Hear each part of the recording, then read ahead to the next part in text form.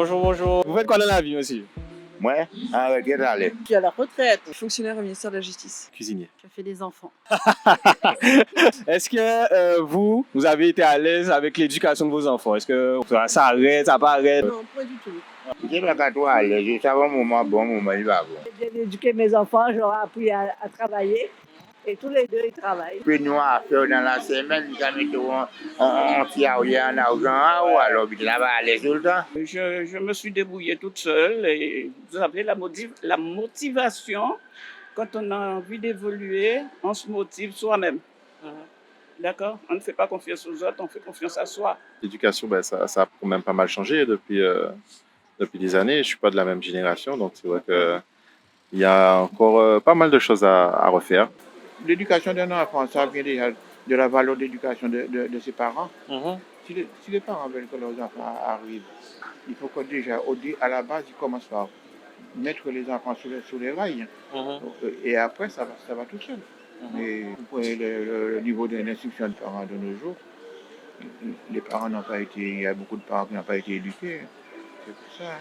Est-ce que vous, de votre point de vue, la nouvelle génération, vous sentez qu'ils ont vraiment plus besoin d'aide que vous, qui avez été transmis à ce niveau-là et que vous avez transmis? Au niveau de la nouvelle génération, les gens critiquent toujours. Mais moi, j'essaie d'analyser. Dans la mesure, quand Giscard est venu, qu'est-ce qu'il a fait? Il a donné aux femmes seules la latitude. Alors, ce qui est arrivé, les gens n'ont pas compris. Alors, ce que les enfants ont commencé à faire des enfants. Et quand des enfants font des enfants, ils sont encore assez matures. Alors, l'éducation en pâtit. Oui, bien sûr. Et la société même, il faut se poser la question, est-ce que la société fait tout ce qu'il faut? À la base, quand on n'a pas eu beaucoup d'amour dans sa vie, on a du mal à gérer le reste. Moi, j'ai eu cette chance d'avoir un père et une mère qui m'ont élevé et qui m'ont donné. Donc, j'ai fait pareil, j'ai transmis. Pour transmettre, il faut avoir reçu. Tous les conseils que je peux donner, c'est donner de l'amour à ces enfants. Même vous qui arrivez, si vous n'en avez pas eu beaucoup, efforcez-vous d'en donner à votre enfant, parce que c'est grâce à ça qu'il va évoluer. Dans tous les pays, même s'ils sont pauvres, quand on a de l'amour, on avance. La génération qui est actuellement à l'école, en tout cas, ils voient tellement de choses avec tous les réseaux, Internet, etc., qu'ils attendent une éducation plus différenciée et pas un truc où il faut rentrer dans le moule ou alors tu es en dehors du système et ça marche pas pour toi. Plutôt un accompagnement diversifié et qui prenne en compte les spécificités de chacun, les histoires de chacun, les facilités ou les difficultés de chacun, etc. Parce qu'il y a des applications notamment, mais c'est plus pour les parents. Mais si jamais ils voient qu'il y a un mal-être avec les enfants, ils peuvent poser des questions à ce sujet pour avoir des conseils pour mieux l'accompagner. Est-ce que vous voyez ça de bon œil? Comme on dit, si c'est bien accompagné, bien encadré, si le parent il est là, il prend le temps avec l'enfant, oui, ça peut être bien, mais voilà. Moi, rien ne remplace un parent. L'éducation de mon enfant commence par moi d'abord. C'est dans la famille, au sein de la famille. Après l'école. On a tendance à mettre l'école avant, mais pour moi, c'est avant l'école. C'est d'abord la famille, la base, c'est la famille. Et la technologie pour l'éducation, non. Ça peut avoir un intérêt parce que moi aussi, des fois, je vais chercher parfois des réponses.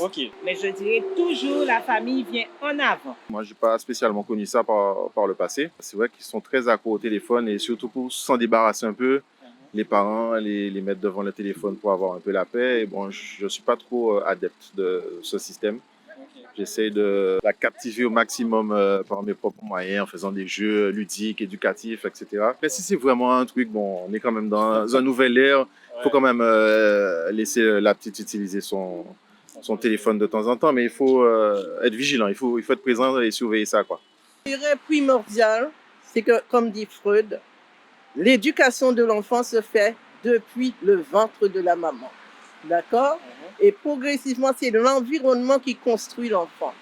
D'accord? Quand tu parles des nouvelles technologies, il y a l'intelligence artificielle qui va faire beaucoup de dégâts. Vous faites quoi là actuellement?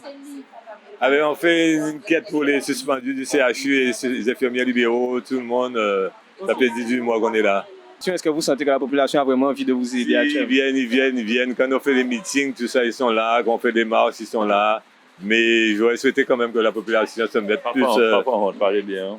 Oui, que la population se mette vraiment avec nous, quoi, parce qu'on en a besoin vraiment. Il est suspendu de la Guadeloupe. Donc suspendu sans salaire depuis 17 mois, là maintenant, hein, un peu plus de 17 mois. Donc qui soignants, qui non soignants, parce qu'il y a des administratifs aussi qui sont suspendus, il n'y a pas que les soignants. Les libéraux, donc voilà. Donc c'est pour ça que nous avons fait ça. Et puis nous, à 3 chariots, là, hein, ces clients-là qui soutiennent nous, hein, c'est ça nous avons, hein, c'est pour ça nous avons que la population là bien avec nous. Donc ça a fait nous chaud au cœur et nous avons discuté, nous avons échangé aussi avec eux. Et il y a des gens qui ne sont pas bas, mais nous avons échangé avec eux et ça c'est le principal. Yo piqué ou engager les gens qui partaient pour un vaccin là avant, qui j'en vous senti. Ah, ben, on nous a laissé ces gens en parler. Ah, mais oui, il faut laisser nous à 6 ans, la en nous. Yo a dans taille, nous a dans nous. Nous avons continué à en nous. Yo même yo mêlé. Nous savons que la situation là terrible pour les collègues qui travaillent, hein, et puis surtout pour les patients, parce que nous attendons hein, que ça pas facile pour eux ni rendez-vous, se faire soigner, etc. Donc nous sommes obligés de craquer. Nous bien du bout de nous payer craquer 18 mois. Ah oui. Mais qu'est-ce que bon. Un mois de plus. Plus que ce que c'est. Mais non, tout va bien, tout va bien. Tout va bien. Ok, il n'y a pas de problème. Merci beaucoup. Est-ce que vous avez un autre message peut-être à faire passer ou pas du tout? Ben non, au contraire, il faut ouvrir des structures qui accueillent les enfants, surtout le plus jeune âge. Moi qui ai vécu sur Paris, je connais ce qu'on appelle des ludothèques. Ce sont des endroits où les enfants ils peuvent venir jouer jusqu'à l'âge de 16 ans, 17 ans. Il y a des jeux de société, il y a plein de choses. Donc ça, s'il y en avait en Guadeloupe, ce serait top. Excusez-moi, mais... Ah ben, pas de problème, pas de problème.